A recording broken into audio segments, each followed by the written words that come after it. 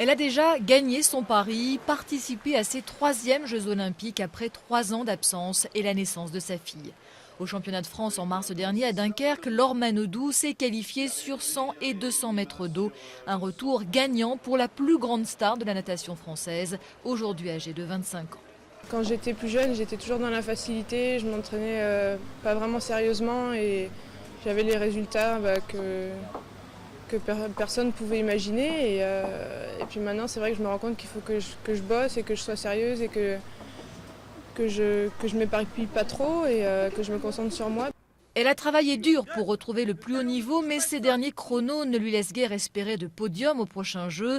Peu importe, la triple championne du monde, championne olympique sur 400 mètres libre en 2004, assure qu'à Londres, elle veut nager juste pour son plaisir. Les jeux de la sérénité retrouvés pour celle qui avait été encensée à Athènes avant de sombrer à Pékin 4 ans plus tard.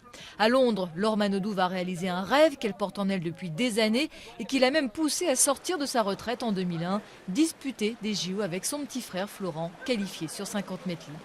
On a toujours été super proches avec ma sœur, donc là, tous les deux d'en avoir une médaille d'or, ce serait bien.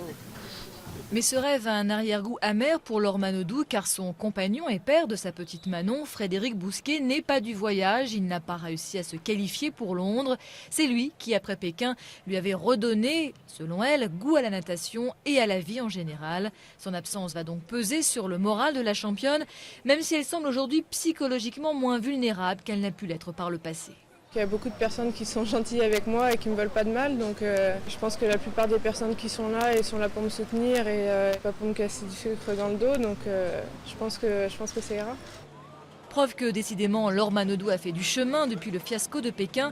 Elle a décidé de s'installer définitivement à Marseille cet été, après avoir fui pendant plusieurs années, aux États-Unis surtout, une pression médiatique qu'elle n'a pas toujours su gérer en France.